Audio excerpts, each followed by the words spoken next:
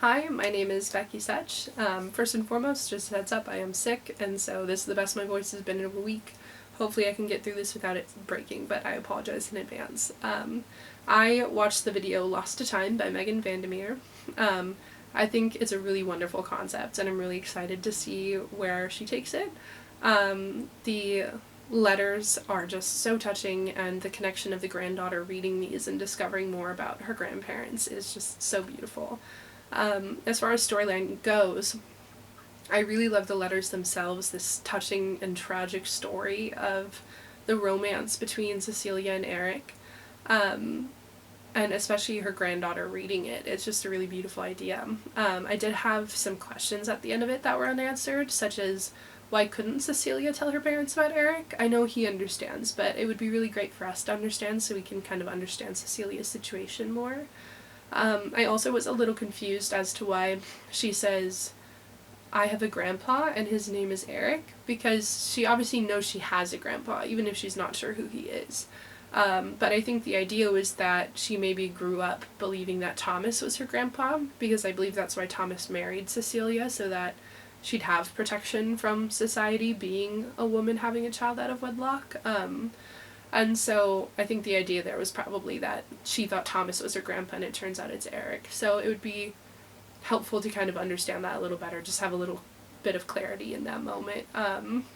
It also would be nice to know why she chose that lake to go to and send the rose off, because, even if it was just in the letter she wrote, like in Cecilia's letter writing to Eric, she mentions their lake and she discovers that this is their lake and goes there, and so it's kind of this full circle moment where she's going back to this moment that was really important to, or this place that was really important to her grandparents. That could really help us connect to it and understand a little better. But transitions aren't too bad, and I think with adding some video transitions in there, like the effects, I think that'll be really helpful. With pacing, I would be really careful with the letter part, because it's a lot of just watching one letter after the other. And since we're just looking at the letter itself, it's hard to stay invested, because there's no action in front of us. And I think it would help you also connect to the story of the granddaughter better if in between each letter we just saw a moment with the granddaughter reading them, whether it's her saying something about what she's feeling or just her having a moment where she has her hands over her heart or something emotional. I think that would help with the pacing a lot, as well as keeping us in touch with the story itself. On top of that, I think with the visual and audio, I think overall you did really well in a lot of choices. Like, I really liked that you did, I like the angles you did in general and the scenes with the granddaughter, but especially that wide shot you did at the park where you see her in this beautiful place and you watch the rose get sent off into the water.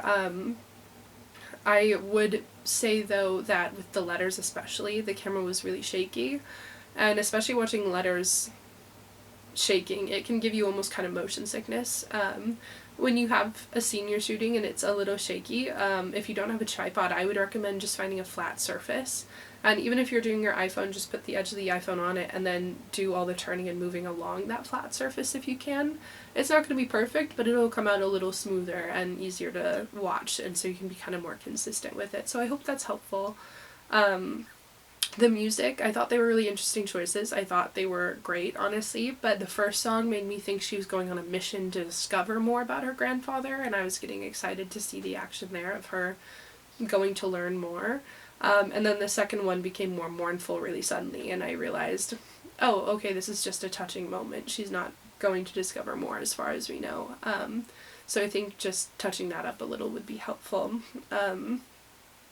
Overall, I think it's a beautiful concept. I think you've got a lot to work with here, and I think with just a little touch-ups, especially as far as being careful with pacing goes, I think you've got a really great plan here, so I'm really excited to see where this goes. I can't wait to see it.